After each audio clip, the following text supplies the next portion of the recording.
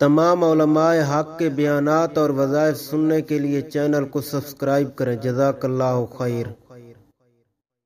ایک عجیب مسئلہ میرے پاس آیا تھا، مجھے خود لڑکی نے ٹیلیفون کی۔ اس نے کہا کہ میرا جو خامد ہے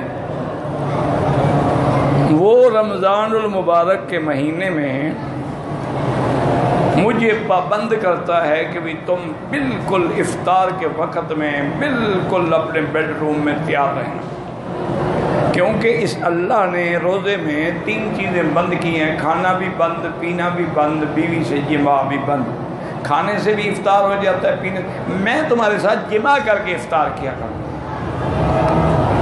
انہوں نے کہا جی میں ایک عذاب میں مبتلا ہوں۔ وہاں سے امام اللہ اکبر کہتا ہے اور یہ جماع شروع کر دیتا۔ یہ تو اپنی خواہش پوری کر کے غسل کیا، بھاگ گیا، نماز میں پہنچ گیا۔ میں عورت کی درجہ ہوں، میرے آخر بال ہیں، پانی سے خشک ہوں گے، نہاؤں گی، پھر جا کے نماز پڑھوں گی۔ دوسرے کمرے میں بچے جو ہیں وہ افطار دسترخوان پہ بیٹھے ہوئے اور یہ یہاں اندر افطار کر رہا ہے۔ انا للہ و انا الیہ راجعون۔ یہی ہے ہم جو کہتے ہیں کہ حدیث جو خود سمجھتے ہیں نا، پھر یہی حال ہوتا ہے۔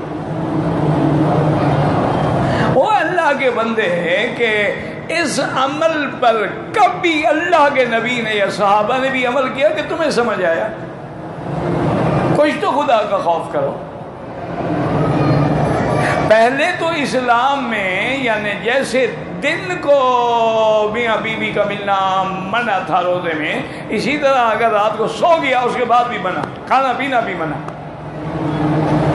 یہ تو اللہ نے کرم کیا کہ اللہ نے رات حلال کر دی کہ احل لکم لیلۃ الصیام الرفث الی نسائکم، کہ رات کو میاں بیوی مل سکتے ہیں۔